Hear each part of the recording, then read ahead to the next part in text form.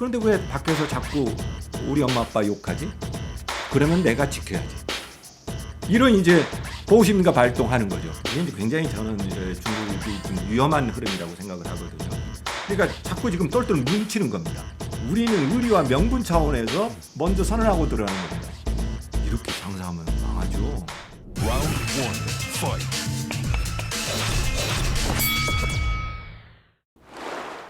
안녕하세요, 박종훈의 경제한방입니다.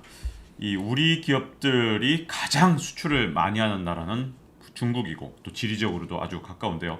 다음 달이면 한중 수교를 맺은 지도 30년이나 됩니다. 자, 그런데 과연 우리는 중국에 대해서 얼마나 알고 있을까? 자, 그리고 중국에 대해서 제대로 알려면 뭘 더 좀 알아봐야 될지 서강대학교 중국문화학과 이우경 교수님을 모셨습니다. 안녕하세요. 네, 반갑습니다. 자, 이 중국에 대해서는요, 뭔가 좀 잘 아는 것 같다가도 아닌 것 같고, 이제 그렇죠. 사실은 한중수교 12주년 네. KBS 2부작 특집을 제가 만들면서 중국에 한 달 동안 취재를 갔었거든요. 그래서 좀 아는가 했더니 네. 이제 18년 동안 느낀 건 뭐냐면 점점 더 모르겠다 이런 생각이 드는데요. 중국에 대해서 좀 잘 알아야 되는, 또 중국인에 대해서 이해를 해야 되는 이유가 있다면 어떤 데 이유가 있을까요? 실리적인 차원에서 보면은 우리나라는 이제 통상 국가지 않습니까? 이제 세계에서 우리나라 규모로 보자면 통상 규모는 굉장히 큰 편이죠.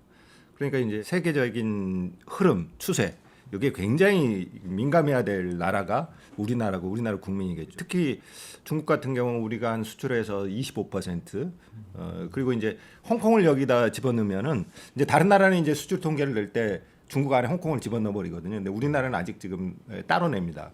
그렇게 보자면 한 30% 매년 이렇게 나오기 때문에 우리가 30%를 수출해서 돈을 벌고 우리가 또 흑자를 내지 않습니까? 이제 이런 차원에서는 물건을 팔아야 되니까 먹고 살아야 되니까 꼭 알아야 되겠죠. 그런데 이제 여기에 대해서 조금 이렇게 불만을 가지신 분들이 있죠. 우리가 아무리 물건을 팔고 우리 먹을 것을 의존한다고 해서 중국에게 계속 의존이 심화되는 거. 그래서 이제 오히려 더 짜증이 나기도 하고 또 싫어하기도 하고 그래서 이제 보기도 싫다. 그래서 중국을 구태여 알아야 될 필요가 있나? 그래도 싫어도 큰 나라고 우리하고 경제적인 이해관계가 있기 때문에 더더욱 공부를 해야 될 나라라고 할 수 있겠죠. 사실은 이 정도로 경제적 유대관계가 있으면 이게 좀 더 친해질 수도 있는 건데, 사실은 제가 18년 전에 취재 갔을 때만 해도 저 상당히 비판적인 다큐멘터리를 만들어갖고 오히려 욕을 먹었습니다. 아니 지금 중국 가서 우리가 장사해야 되는데 이게 지금 뭐냐. 그런데 기회가 많았으니까. 지금 이렇게 반중 정서가 커진 근본적인 원인은 도대체 어디에 있는 걸까요? 이게 이제 굉장히 복잡한데 사실은 이 반중 정서 또는 이제 극단적으로 표현하면 현중 정서가 우리만의 현상은 아니에요. 세계적으로 이제 퓨어 리서치 센터라든가 이런 데 조사를 해보면 약 70%, 80%는 특히 이제 자유주의 진영에서는 다 싫어합니다. 이게 구조적인 요인도 있고 현상적인 요인도 있는데 이제 이 코로나 사태가 굉장히 큰 영향을 미치고 있고요. 그리고 이제 시진핑 체제가 굉장히 좀 강성으로 나가고 있지 않습니까? 그리고 이제 미중 대립이 심화되고 이제 이런 상황적인 요소들이 굉장히 있습니다. 그러니까 이게 전 세계적인 현상인데 한국은 여기에 이제 문화 갈등이라는 측면이 있습니다. 이게 문화라는 게 일상이고 사람들의 감정을 지배하는 것이어서 그리고 우리나라 사람들의 경우에는 저도 그렇습니다만 무의식적으로 중국에 대한 어떤 피해의식도 있고 중국이 우리나라 것을 훔쳐가려고 한다라는 그런 경계의식도 강합니다. 김씨도 자기 나라에서 기원했다고 그러고 이러다 보니까 굉장히 경계심이 강해지는 거죠. 그러니까 세계적인 팬데믹 현상과 그다음에 한국만의 특수한 현상 이게 이제 결합돼서 최근에 현중 반중 정서가 한 70%, 80%. 그러니까 한중 수교 30년 이후로 가장 높아졌습니다. 자, 여기에 대해서 이제 중국인들이 과연 어떻게 생각하느냐, 이 중국을 좀 더 이해하려면 그걸 좀 관찰해봐야 될 것 같은데요. 제가 진짜 굉장히 달라졌다고 느끼는 것 중에 하나가 제가 사실은 중국 출장 그 뒤로 연속으로 한 3번에 갔습니다. 이제 그때마다 이제 택시를 타면 중국 택시 기사분이 저한테 꼭 물어보는 게 한국에서 오셨냐? 네. 우리 중국에 대해서 어떻게 생각하느냐? 네. 왜 가끔 우리나라가 왜 자꾸 Do you know 김치 한다 그래서 네네. 그것 때문에 뭐 얘기하는 분들도 있잖아요. 근데 중국인들이 그때 그랬거든요. 우리 중국이 저 외국인 한국 사람한테 어떻게 보여질까 이걸 굉장히 궁금해하고 그렇죠. 그러던 시절도 있었는데 요즘 중국인들은 이제 더 이상 그렇지 않은 모습. 외국이 우리를 나쁘게 보든 말든 별로 신경을 안 쓰는 것 같기도 하고 네. 또 지난해 말에 카터 센터가 조사한 걸 보니까 네. 중국인들은 자국의 이미지가 해외에서 엄청 좋다. 또 이렇게 착각하는 것 같기도 하고 어느 쪽으로 우리가 좀 봐야 될까요? 그러니까 밖에서 보는 중국과 그다음에 중국인이 생각하는 공산당이라든가 중국에 대한 인식이 굉장히 폭이 큽니다. 그러니까 우리가 지금 우리나라를 비롯해서 한 70% 80%는 중국에 대해서 비판적이지만 물론 이제 아프리카가 중국을 보는 건 또 달라요. 그렇지만 대체적으로는 한 70% 80%는 부정적으로 보지요. 그런데 재미있는 통계는요. 중국 사람들은 중국 공산당이라든가 자국 정부를 신뢰하는 정도로 이렇게 미국에서 계속 애쉬센터라든가 이런 데서 조사를 하거든요. 근데 이게 보면 늘 80%를 선호합니다. 네. 그러니까 아주 극단적인 이 차이가 갭이 있는 거죠. 그럼 이제 예전에는 지금 말씀하셨듯이 세계 여론을 굉장히 신경을 썼어요. 그런데 이제 요즘에는 중국 사람들이 좀 달라진 게 자기 나라가 국력이 굉장히 커졌다라는 거죠. 우리나라가 이렇게 발전을 해가지고 미국이 우리를 봉쇄하려고 하지만 그건 중국의 국력이 그만큼 커졌고 강국이 됐다라는 증표고 그리고 한편으로 보자면 자기들 입장에서는 이 정부가 나름대로 괜찮은 겁니다. 왜냐하면 계속 경제적인 파이도 커지고 있고 물질적인 생활 조건도 좋아지고 있고 자부심도 강한 거죠.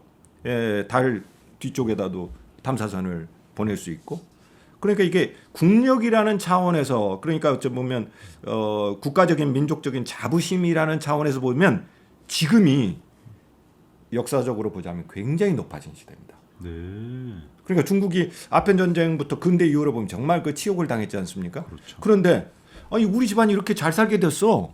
괜찮아. 그런데 밖에서는 우리를 뭐라고 해. 그렇지만 우리가 보기에는 괜찮아. 이렇게 생각하니까 네.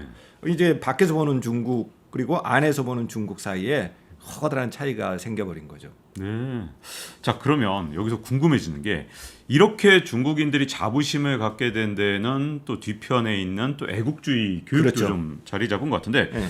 예를 들어서 천안문 사태를 겪고 나서 이런 사태를 다시 겪지 않게 하려고 중국의 지도부가 네. 이런 교육을 했다는 얘기도 있고 시진핑 주석이 자꾸 연임하고 뭐 이러면서 독재 체제 가까이 가려다 보니 이런 애국주의가 필요했던 거 아니냐 이런 네. 해석도 있는데 어떻게 이 애국주의 교육을 좀 우리가 바라봐야 될까요? 지금 애국주의 교육의 영향이 있는 건 맞습니다. 우리가 중국을 볼 때 너무 그 사회주의 정당, 공산주의 정당, 그리고 빨갱이 정당 이 프레임만 봐가지고는 중국이 안 보여요. 계속 그렇게 보니까 중국의 깊은 속내를 보지 못하는 거죠. 애국주의를 왜 들고 나왔느냐? 사회주의 약속하고 공산주의 실현시켜주겠다. 먹히지 않는 거죠. 지금 중국 공산당이 그런 구호를 내걸면 어느 중국인이 그래 맞아 우리 사회주의 실현해야지 이렇게 동의하는 사람이 얼마나 되겠어요. 중국 공산당은 지금은 중국인들에게 약속하는 거는 공산주의 실현 또는 사회주의 실현이 아니라 위대한 중화민족의 부흥입니다. 그리고 애국입니다. 그러니까 이게 공산당의 정체성이 달라진 거죠. 이제 그거 중국 공산당이 그거를 이제 통치에 합법성이 있어야 되니까요. 중국 공산당은 민주 투표를 통해서 자신네들이 집권하지 않았기 때문에 정당성, 정통성이 없다는 거죠. 그러면 나라를 잘 만들어야 되고 민족을 부흥시켜야 되고 이게 된 거죠. 그런데 이제 업적만 갖고 안 되니까 교육을 이제 계속 해야 되겠죠. 애국해야 된다. 민족이 중요하다. 그러니까 이제 공산주의 이데올로기 대신에 애국주의 교육을 합니다. 네. 이게 이제 89년 천안문 사태 이후부터 공산당 이념이라는 정통성이 사라지니까 거기에 이제 다른 이데올로기를 집어넣는 차원에서 그걸 넣죠. 그러니까 이제 애국주의 영향이다 맞습니다. 사회주의 국가이기 때문에 사상을 이제 집어넣잖아요. 그래서 국민들이 다 애국주의로 무장했기 때문에 지금과 같은 일이 벌어진다라고만 생각하는 거는 맞기는 한데 전반적으로 다 옳은 얘기는 아니다. 한 절반밖에 해석이 안 된다라는 겁니다. 네. 중국인들이 그리고 이제 중국이 억압 체제지 않습니까? 네. 그럼 왜 억압 체제가 지속되느냐 하면은 강하게 누르니까 우리 유신 체제나 그 506 체제처럼. 그러니까 이제 사람들이 말을 못 하고 그다음에 이데올로기에 세뇌돼서 그냥 아주 순한 양처럼 따라간다. 이렇게만 생각하면 지금 중국이 어떻게 작동하고 있는지를 보는데 해석이 불충분하다는 거죠.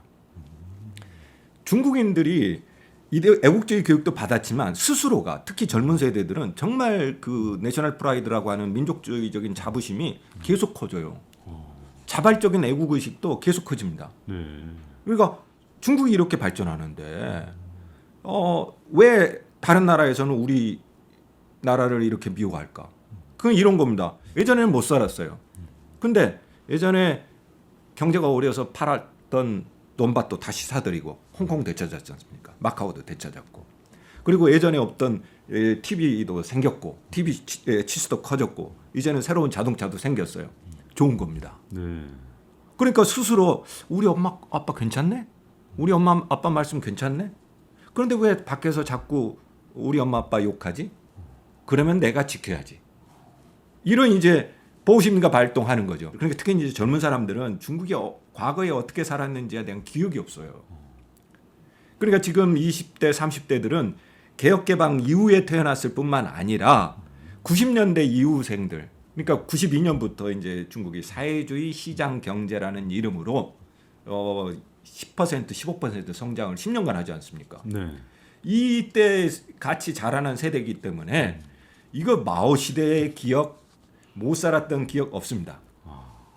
자기들에게는 미국하고 똑같은 거예요. 우리도 맥도날드 맨날 먹고 자랐고 우리도 가면 지금도 자라날 때는 스타벅스 매일 먹고 자랐고 뉴욕이나 베이징이나 상하이나 똑같다. 뭐 정말 위험한 것은 그 자발적인 애국주의, 민족주의죠. 네. 이게 계속 이제 압력이 높아지고 있다라는 것이 오늘날 중국을 보는 굉장히 중요한 지점이고 그게 오히려 더 우리가 주목해야 될 현상인 거죠.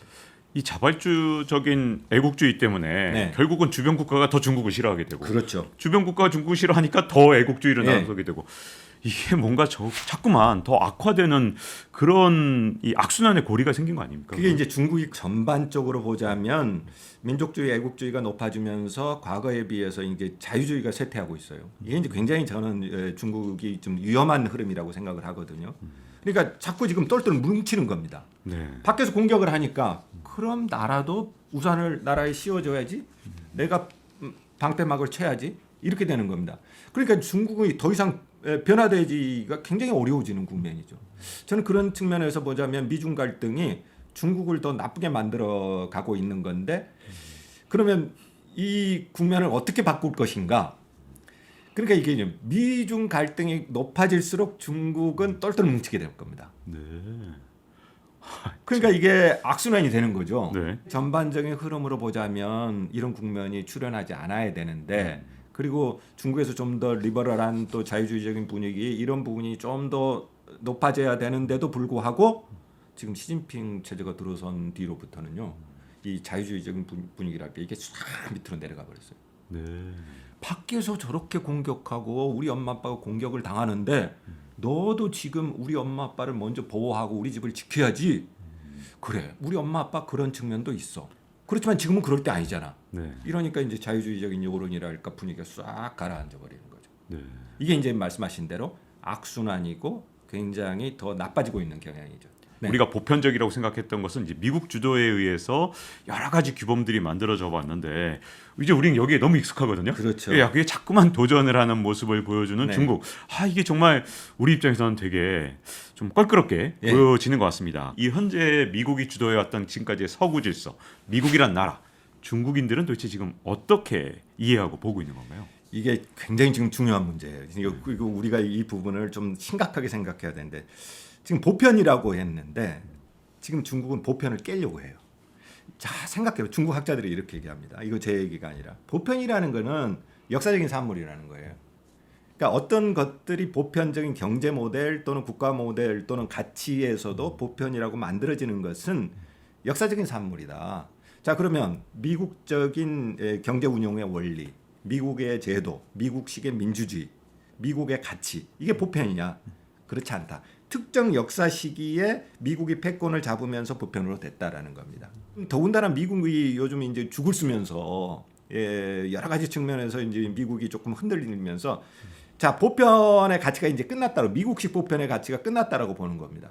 그러면 이제 이럴 수는 있죠. 그러면 중국식 제도나 중국식 경제 운영의 원리라든가 정부가 어떤 역할을 해야 되는가 시장에서 이것이 중국적인 규범들이 보편이 될 수 있냐? 그렇지는 않죠. 보편이라고 할 때 인류적인 보편이 있죠. 예를 들어서 사람을 사람답게 대우해야 되는 인권이라든가 이런 거는 체제나 가치를 떠나서 보편적인 가치 아니겠어요? 그런데 이제 중국이 말하는 보편을 한번 바꿀 필요가 있다고 생각하는 거는 시장 중심으로 꼭 가야 되느냐? 국가가 개입 않는 게 오히려 꼭 망고불면의 진리인가? 이런 그다음에 선거로 지도자를 뽑는 방식이 영원히 보편인가? 여기에 이제 질문을 던지는 거죠. 근데 이제 이런 측면에서 보면 중국의 도전이라는 것은 미국이 지금 얘기하는 것보다 훨씬 더 심각한 도전입니다. 깊이 있는 도전입니다. 그러니까 이게 세계사의 패러다임을 바꾸려고 하고 미국이 주도했던 근대의 규범 가치관들을 바꾸려고 하죠.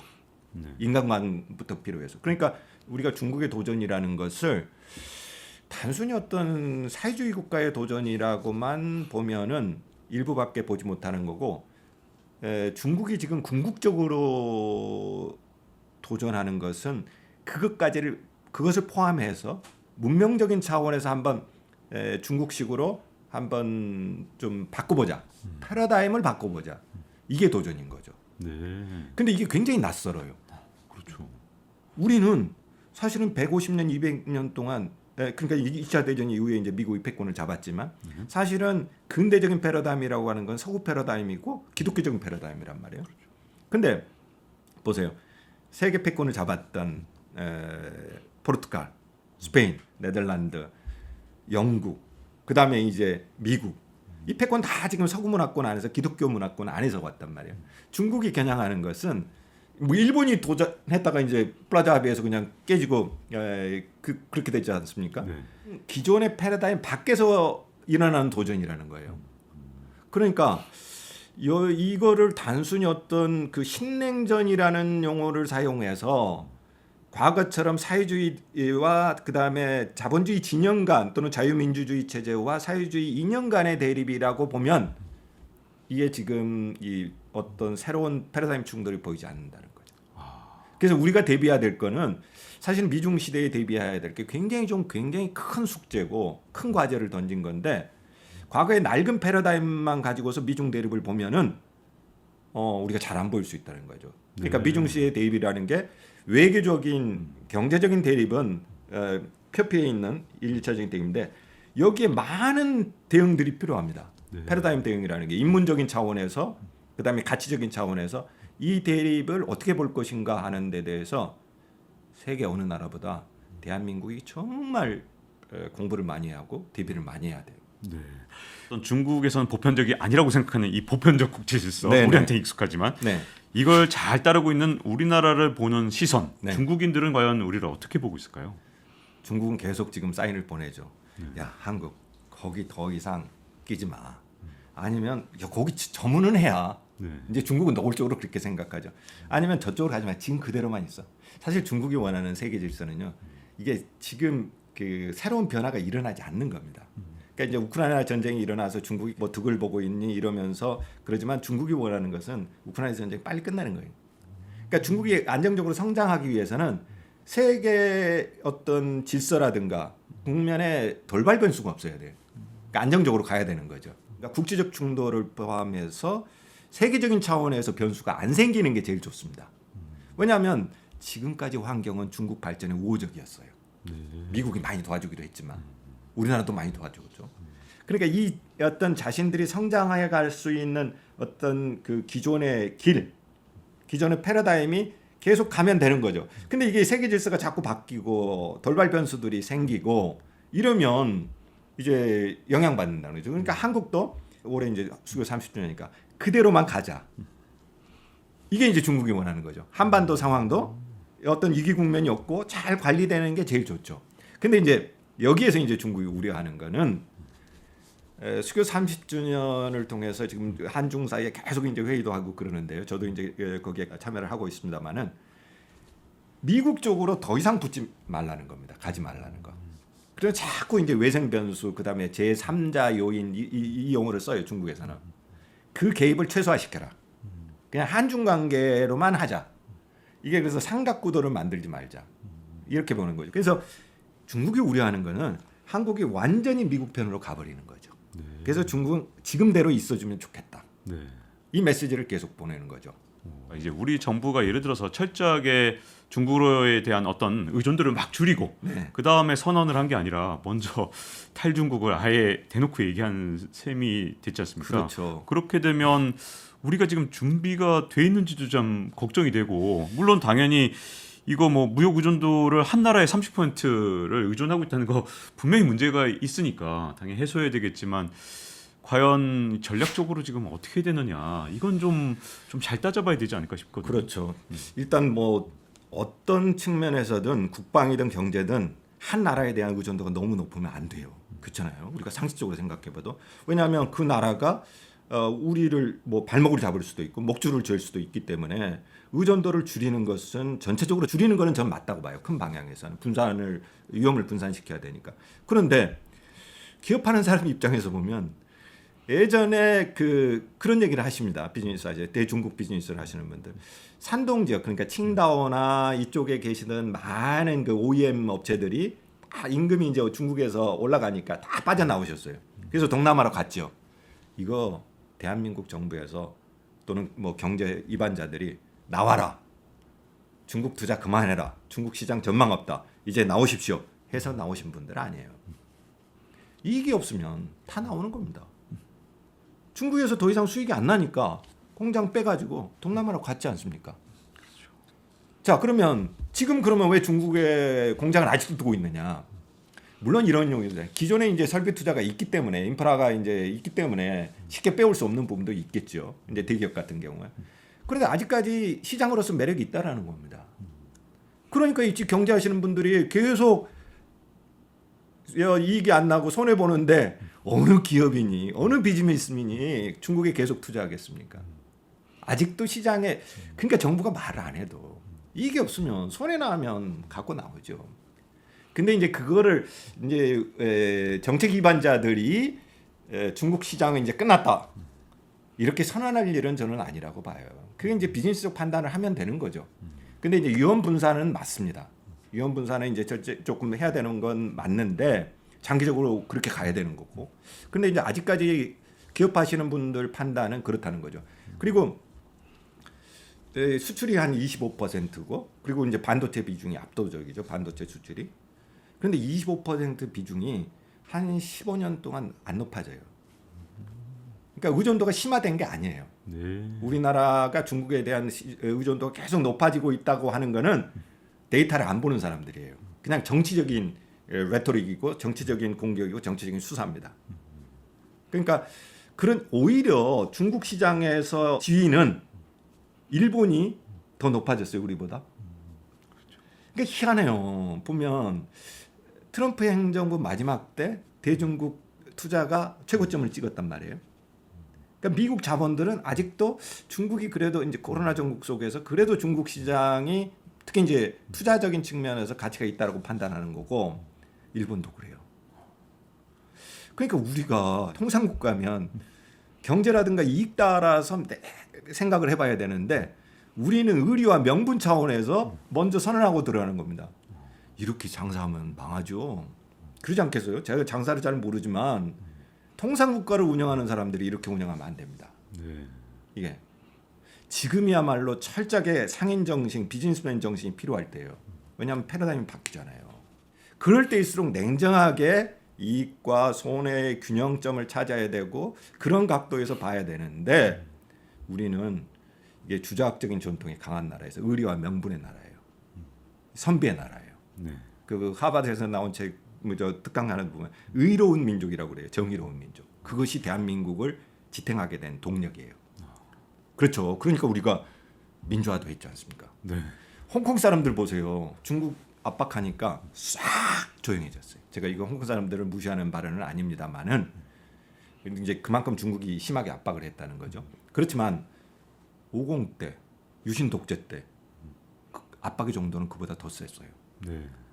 그런데 혈서 쓰고 그야말로 몸에 불 지르고 그야말로 감옥에 갈 것 다 각오하면서 우리가 싸웠지 않습니까? 패러다임 충돌기에는 저는 지금 한 50년은 대한민국 사람들은 상인 정신으로 살아야 돼요. 비즈니스 감각으로. 그러니까 나라를 빼앗기거나 민주화 운동이 필요할 때는 안중근처럼 살아야죠. 정의롭게 살아야 의병 정신으로 살아야 됩니다. 근데 지금은 그게 아닙니다. 여기서 이제 현 상황을 조금 진단을 네. 여쭤보고 싶은데요. IPEF에 이제 아주 초창기부터 가입을 하겠다는 선언도 하고 미국에 대해서 아주 강력하게 네. 우리가 미국 쪽으로 가겠다는 거 신호도 줬고 네. 심지어 탈중국을 선언하다시피 했는데도 불구하고 중국의 보복이 아직까지 없었고요. 또 요즘에 일간지는 이렇게 해석하고 있더라고요. 일본에 대해서 강경 발언을 하지만 한국에 대해서는 굉장히 온화하게 말하고 있지 않냐. 네. 우리한테 반도체 이렇게 의존하니까 네. 꼼짝 못하는 거 아니냐 이런 네. 식으로 신문이 쓰는 경우가 있거든요. 네. 이런 진단 맞는 겁니까? 아니면 어떻게 지금 봐야 되는 건지 그렇게 볼 궁금해요. 수도 있는데 네. 그 한국이 전략적인 가치가 굉장히 커요. 그러니까 제가 늘 말씀드리는데 왜 우리나라 사람들은 중국이 우리나라에게 얼마나 중요한지 먹거리 차원에서 그리고 안보 차원에서 미국이 얼마나 중요한지 이 생각을 많이 하죠. 실제로 중요해요. 그걸 부인할 사람 없어요. 그런데 그런 질문과 더불어서 두 나라 그러니까 미국에게 그리고 중국에게 대한민국이라는 나라가 얼마나 전략적 가치가 있는가를 늘 생각해야 됩니다. 이거 굉장히 중요한 나라입니다. 미국이 중국을 봉쇄하는데 대한민국이 이 가치는 일본보다 더 큽니다. 중국 바로 코앞에 미사일을 놓을 수 있지 않습니까? 만약에 북한까지 미국과 수교를 하고 한다면 압록강 앞에 미사일 놓을 수 있습니다. 일본은 그럴 가치가 없어요, 사실은. 그리고 또 한편은 이게 완전히 한국이 중국으로 들어가 버렸다. 야, 우리는 중국 편 할까요? 우리는 먹고 사는 게 중요해. 이렇게 이제 판단을 해버리는 겁니다. 그러면 미국은 중국을 막을 수 있는 이 봉쇄 채널이 단절돼. 일본 군사력 없지 않습니까? 한국이 가지고 있는 전략적 위치가 굉장히 더 중요해졌어요. 트리키에 보세요. 트리키가 가지고 있는 전략적 위치가 갈수록 커져갑니다. 우크라이나 사태 이후로 더 커져갑니다. 한국이 가지고 있는 전략적 위치도 더 커져갑니다. 그런데 대한민국 많은 사람들은 우리가 저 완전 쪼그라들고 있다고 생각해요. 쪼그라들고 있고 위치는 절져주고 어쩔까 이러면 큰일 나는데 눈치 보고 이러는 거예요. 이러면 안 됩니다. 근데 이럴 만하는 역사적인 이유가 있어요. 대한민국이 늘 그래왔거든요. 동아시아에서 세력 균형이 흔들리거나 새로운 나라가 출현할 때 그리고 구한말 이때 이제 그 막 충돌을 하니까 우리가 대응을 잘못해가지고 망하지 않습니까? 이 쓰라린 역사적인 경험이 있습니다. 그래서 우리 심리적으로 위축될 수밖에 없어요. 야, 이러다가 또 왔어. 저런 위기가 또 왔어. 이러다가 심각한 위기가 올 수 있어. 이렇게 생각합니다. 그런데 제가 말씀드리지만 지금의 대한민국은 과거 명나라 청나라에 조공바치던 조선이 아니고 지금의 대한민국은 우유가루와 초콜릿을 원조받던 50년대 그다음에 전쟁 이후에 피폐해진 그야말로 그런 미국 원조받던 대한민국이 아닙니다. 우리 기업들이 가서 미국에 44조 투자를 하고 이번에도 바이든 왔을 때도 또 현대차가 투자 약속을 했지 않습니까? 이제는 한국이 오히려 미국에 투자를 합니다. 그러니까 우리는 우리의 힘과 우리의 국력과 우리의 위상에 대해서 잘 몰라요.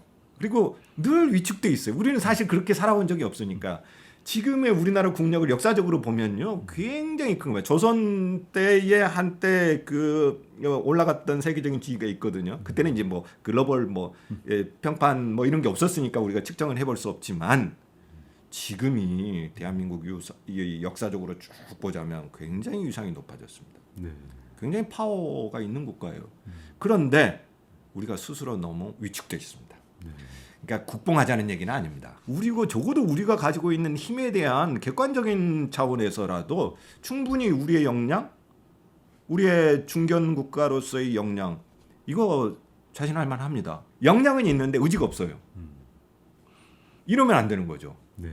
그러니까 우리가 가지고 있는 전략적 가치가 어떤 의미인지 그리고 어느 정도인지를 이 미중 대립식 그다음에 패러다임이 지금 막 바뀌고 있는 시기에 이게 50년 100년은 갈 거거든요.